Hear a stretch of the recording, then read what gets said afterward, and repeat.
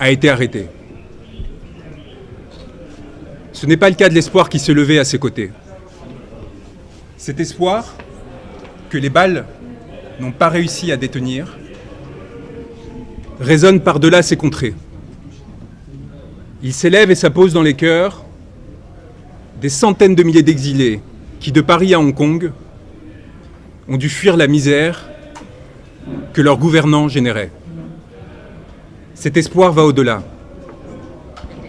Il est celui de toutes les masses sombres et obscures qui, partant des jeunes déshérités de Thiès, voguent jusqu'aux gilets jaunes français, en passant par les enfants de Gaza, les femmes et hommes maltraités, tous ceux qui crient liberté, dignité, souveraineté.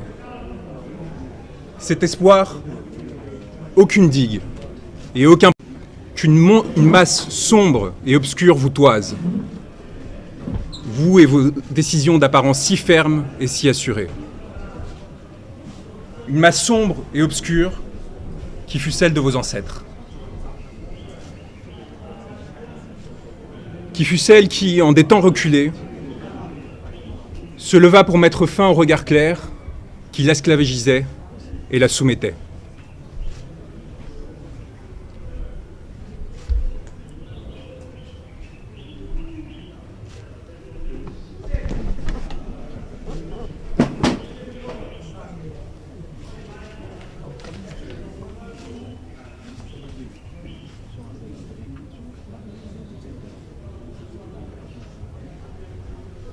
Cette masse sombre qui vous a fait homme, vous souhaitez désormais l'abattre. C'est une masse sombre que vous craignez désormais plus que tout, contre laquelle vous vous êtes montré, prête à lever des armes destinées à la protéger. Monsieur le procureur de la République, l'espoir du monde résonne au Sénégal, où un juste, il y a quelques années, s'est levé.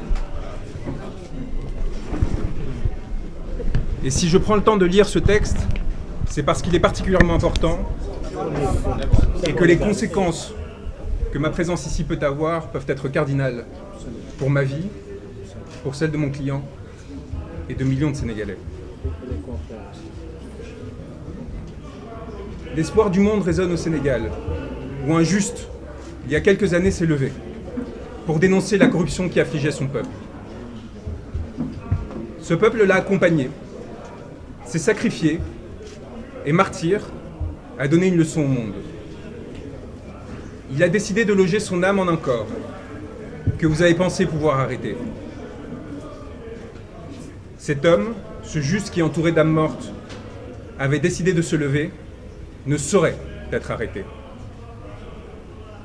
Il y a des êtres qui, se levant, décident que les astres appartiennent à tous et non à ceux qui se sont prétendus vouloir gouverner. Des êtres qui, faits pour gouverner, pour les privilèges, pour le confort, héritiers de capitaines d'antan assassinés, décident de se joindre au peuple, plutôt que de les exploiter. Vous avez fait le choix, monsieur le procureur, de la morbidité, d'un pouvoir décadent qui, dans sa fuite en avant, n'a pu trouver que la force à opposer un peuple qui lui réclamait le respect. Vous avez perdu, ce faisant, à nous, hommes de droit, notre respect.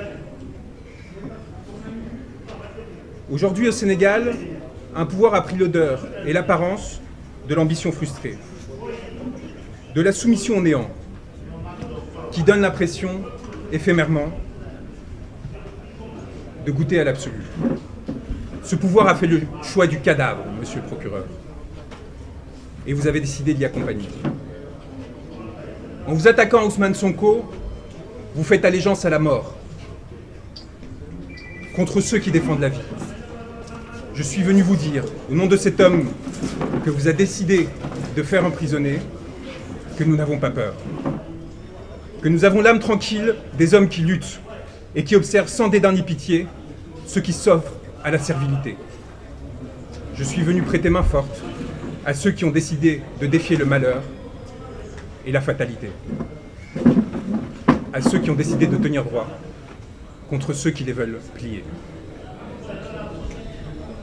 Au Sénégal s'engage le devenir d'un continent qui a porté l'homme tutoyé les astres, et que l'on a pour cela longtemps persécuté. Un continent qui désormais fait l'histoire et la domine, s'apprêtant à en écrire les pages les plus glorieuses, dans l'aspiration au bonheur et à la dignité. J'ai l'honneur d'avoir été choisi auprès de mes confrères par un homme qu'un peuple a choisi pour l'accompagner. Et aux côtés de mes frères et sœurs qui luttent, d'avancer sur un chemin pour l'humanité.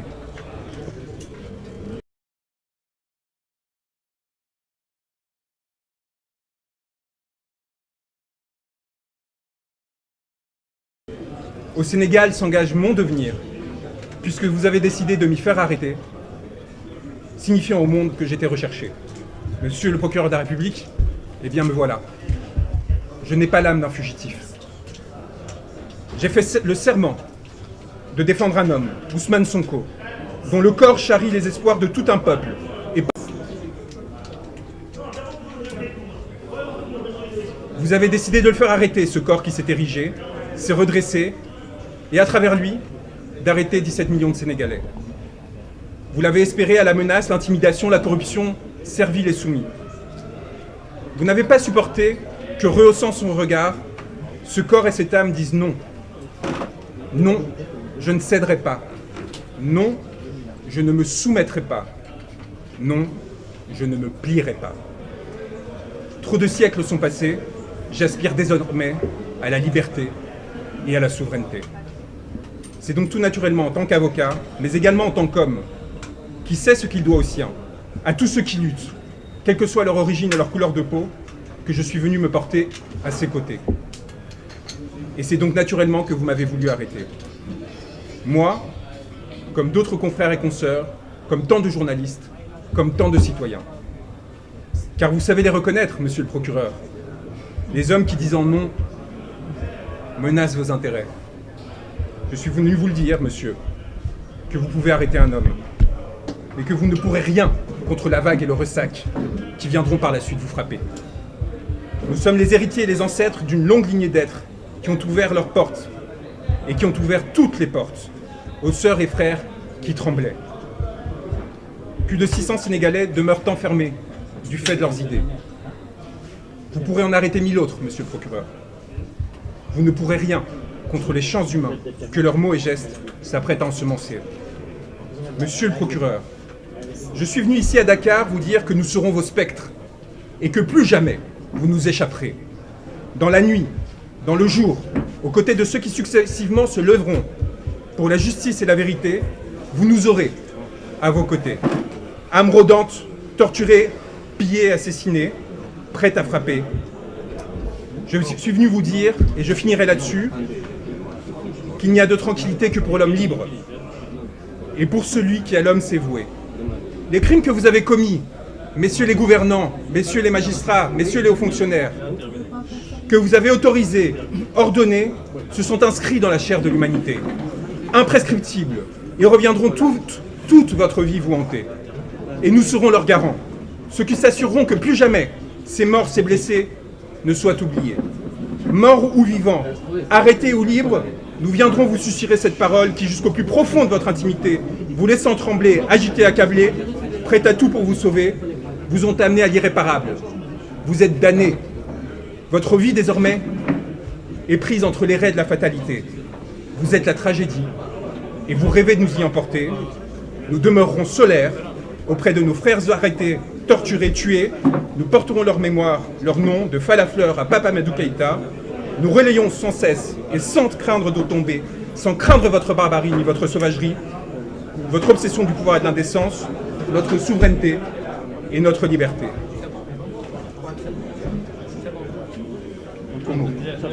Le monde vous regarde, monsieur le procureur, et je suis venu vous le dire. Le monde nous regarde. À cet instant, les spectres que vous et vos ancêtres, qu'ils soient colons, exploiteurs, maîtres ou traîtres, ont enfantés, à ce moment-là, ils se réunissent et ils se complotent pour qu'en ces terres rejaillissent enfin beauté et liberté.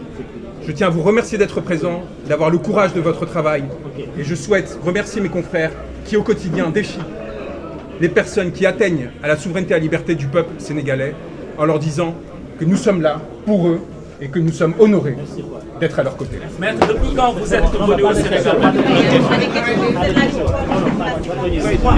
Maître, fuyez la question, on dirait.